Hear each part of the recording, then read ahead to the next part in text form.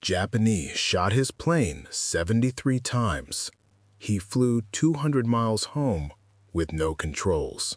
The headline seems unbelievable, almost mythic, but on the morning of June 16, 1944, high above the vast blue expanse of the Pacific Ocean, such a miracle unfolded when a single American bomber, shredded by enemy fire, fought to stay alive. At precisely 0800 hours, aircraft of the 20th Air Force, including several B-29 Superfortresses of the 498th Bombardment Group Very Heavy, lifted off from Isley Field, Saipan. Their mission: strike Japanese supply and air operations across the northern Marianas. Among them was one aircraft whose crew would soon face the fight of their lives, a B-29 known as Hopeful Star II. Within hours, it would be hit 73 times, lose all primary controls, and still somehow travel 200 miles over open ocean in a battle against gravity, fire, and sheer terror. Little did the crew know their routine sortie was about to become one of the most extraordinary survival flights of the war. To understand the gravity of what happened, we must know the men inside the bomber and the battlefield into which they flew.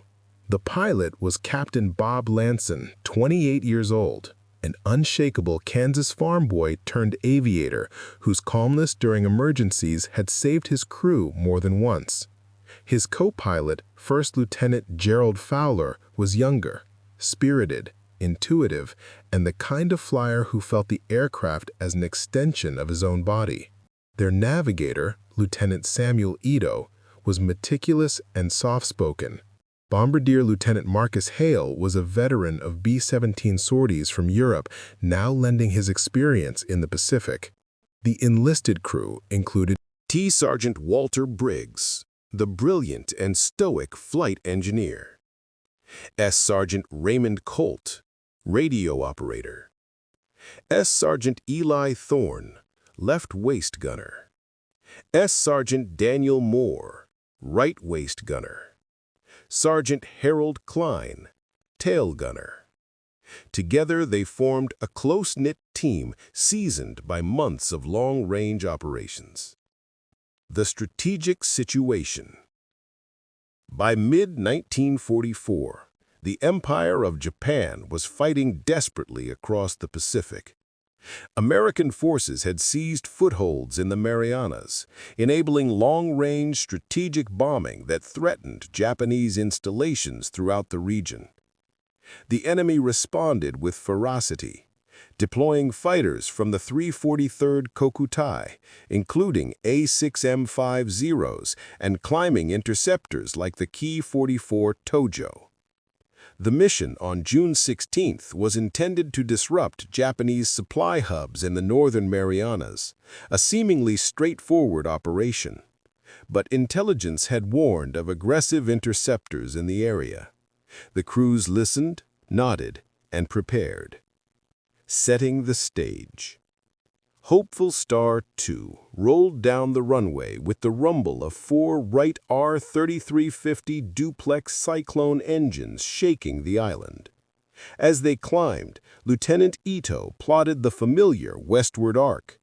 The crew settled in for a long day, unaware that before noon they would be fighting for survival inside a burning, half-crippled airframe. The first 3 hours were uneventful. Sunlight glittered across miles of ocean as the formation cruised at 28,000 feet, temperature minus 40 degrees Fahrenheit, air thin and sharp. At 1100 hours, Lieutenant Ito confirmed their location: 210 miles north of Tinian. Everything seemed routine. Then S. Sergeant Moore's voice shattered the calm. "Fighters, 3 o'clock high, coming fast." Through the canopy, specks grew larger. Zeros and Tojos, at least 20 of them, diving with murderous precision. Their engines howled as they passed through sunlight, wings flashing like silver blades. Captain Lanson steadied his voice. "Gunners, track your targets. Hold your fire until they commit. The Japanese pilots knew exactly how to hit a B-29. They executed classic slashing attacks, fast, brutal, and coordinated. The first burst of 20mm cannon fire cut across the sky like flaming comets. At 11:12 hours, the first shells struck. A burst slammed into the right wing root. Another ripped through the skin above the waist gunners. The bomber lurched, metal screeching, oxygen lines hissing. "Taking hits, multiple hits," Torn shouted. Another wave dived head-on. Lieutenant Hale fired the forward turret, brass casings clattering across the nose compartment. Then disaster hit the cockpit. A 20mm shell detonated beneath the instrument panel. A blast of smoke filled the controls. Captain Lanson felt the yoke go slack. "T-controls are gone," Briggs yelled. "Cables severed." The bomber sagged left. Lanson fought the useless yoke as the aircraft drifted off trim. The assault intensifies. By 11:20 hours, Japanese fighters made their fifth pass. A Zero fired across the tail. Klein returned fire, shooting it down, but not before several rounds shredded the tail assembly. "Tail's barely holding," Klein shouted. The B-29 had already taken over 50 hits. Fuel pressure dropped, hydraulics bled out. Briggs spotted flames on the right wing and extinguished them with emergency systems. Still, the fighters kept coming. By 11:37 hours, a final head-on burst sliced through the bomber's underside, severing the last functioning control cables. The cockpit controls died completely. Hopeful Star 2 was now a 70,000-pound aircraft with no way to steer, drifting helplessly at 250 miles per hour. The crew stared at one another. They had 200 miles of ocean to cross, no flight controls, fuel leaking, a wounded crew, and the enemy turning back only because they thought the bomber was already finished. Little did they know, the fight had only begun. With no controls, the aircraft began a slow, deadly descent. The horizon tilted. The bomber entered a shallow spiral, not steep enough to crash immediately, but enough to doom them if nothing changed. Fowler shouted, "We're falling into a spin! We're going down!" Captain Lanson gripped the dead yoke out of instinct, his mind racing. Briggs crawled beneath the cockpit, checking the severed control bundles, all shredded beyond repair. Behind them, the crew tried to steady themselves as the bomber shuddered and creaked. Wind screamed through holes in the fuselage.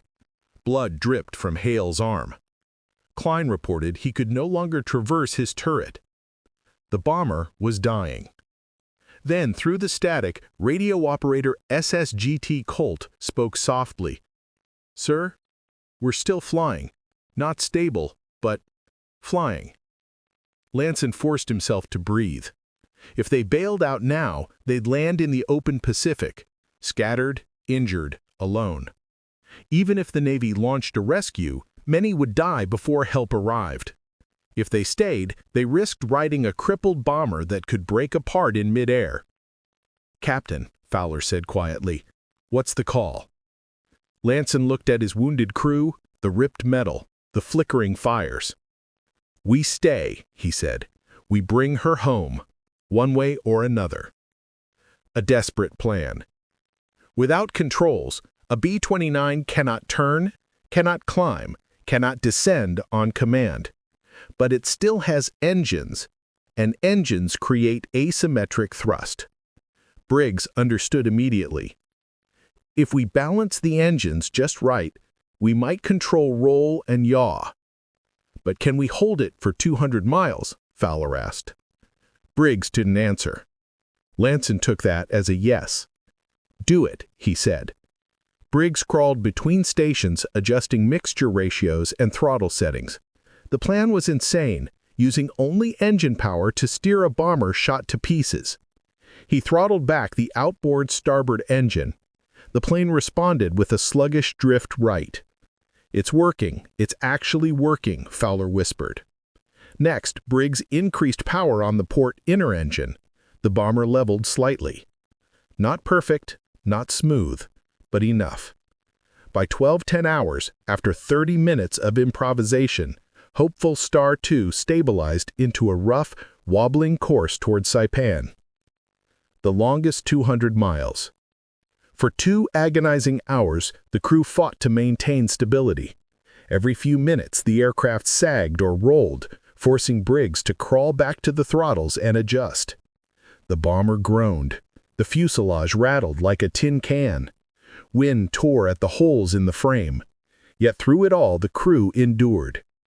At 13:50 hours, Saipan finally appeared on the horizon, a strip of green in the endless blue.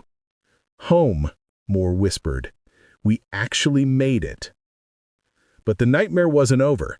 They now had to land a 70,000-pound bomber with no rudder, no elevators, no ailerons, no hydraulics, leaking fuel, shredded landing gear lines. It would be a controlled crash if they were lucky. Final approach. Lanson and Fowler coordinated every move with Briggs. Ease power on 2. Throttle back engine 4. Hold 3 steady. The runway grew closer. At 14:22 hours, the wheels touched down, hard. The bomber skidded, rolling violently left. Metal screamed. Tires burst. Sparks flew as the landing gear collapsed. The plane crashed to a grinding halt in a cloud of dust and smoke. Silence. Then voices. The crew. Alive. They had done the impossible. When rescue crews reached the wreckage, they were stunned. Bullet holes riddled every surface. Entire panels were missing. Control cables hung like torn threads. The aircraft bore 73 confirmed hits. Yet every member of the crew had survived. The mission became known within the 20th Air Force as one of the most incredible instances of a pilot bringing home a crippled bomber using nothing but engine throttles and willpower. For their actions, Captain Lanson received the Distinguished Flying Cross. TSGT Briggs, whose engine management saved the aircraft, received the Silver Star.